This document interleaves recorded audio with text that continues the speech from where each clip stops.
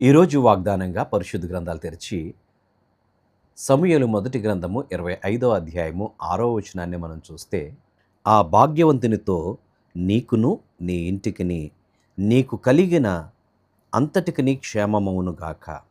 దేవుని నామానికి స్తోత్రం కలుగును గాక. ఆ భాగ్యవంతునితో అనేటువంటి మాటను మనం చూస్తాం. దేవుని సన్నిధిలో మనము నివసించటం మన జీవితాలు భాగ్యము అనేటువంటి విషయాన్ని జ్ఞాపకం చేసుకోవాలి. నీ మందిరమునందు నివసించువారు ధన్యులు, వారు నిత్యము నిన్ను స్తుతించెదరు. మరియా యేసయ్య పాదాల చెంత చేరి ఉత్తమమైన వాటిని నేర్చుకుంది అనేటువంటి మాటను క్రీస్తు ప్రభుల వారే తెలియజేశారు.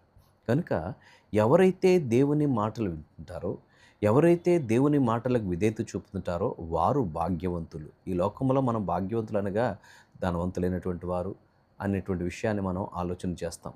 సంపన్నులైనటువంటి కుటుంబంలో ఉన్నటువంటి వారు, బిల్ గేట్స్ లాంటి వారు, అంబానీ లాంటి వాళ్ళు అనేటువంటి ఆలోచన మనం కలిగి ఉంటాం. కానీ దేవుని వాక్యం ఏం చెప్తుందంటే, భాగ్యవంతుడనగా దేవుని మాటల ప్రకారంగా జీవించేవాడు భాగ్యవంతుడు. దేవుని మాటలు అవి ఎన్నడూ కూడా నీ జీవితంలో తప్పిపోకుండా జరిగేటువంటివి. ఆయన వాగ్దానము మాట ఇచ్చినటువంటి వాడు నమ్మదగినటువంటి వాడు. ఆయన నిన్ను ఆశీర్వదిస్తాడు.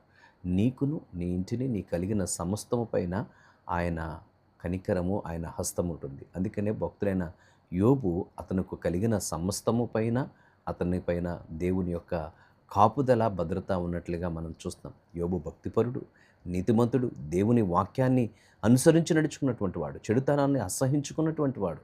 కనుక అతని జీవితంలో అతనికి కలిగిన సమస్తము పైన దేవుని కాపుదల ఉంది. కనుక దేవుడు నిన్ను ఆశీర్వదించాలనంటే నీవు దేవుని యందు భయభక్తులు కలిగి ఉండాలి. ఆ భాగ్యవంతుని అయినటువంటి ప్రభువునందు విశ్వాసం ఉంచాలి. ఆయన పాదపీఠం దగ్గర మరియ వలె ఉత్తమమైన వాటిని నువ్వు నేర్చుకోవాలి.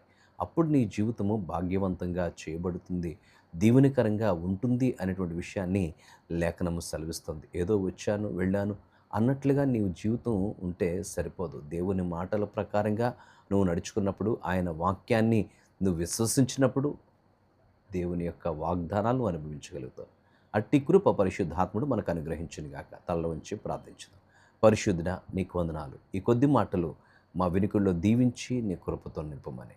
నాయనా, నీవు మమ్మల్ని బలపరిచి దీవించే దేవుడుగా ఉన్నావు. నీ కృప వాత్సల్యత మాపై ఉంచి నడిపించమని యేసయ్య నామమున అడుగుచున్నాము తండ్రి.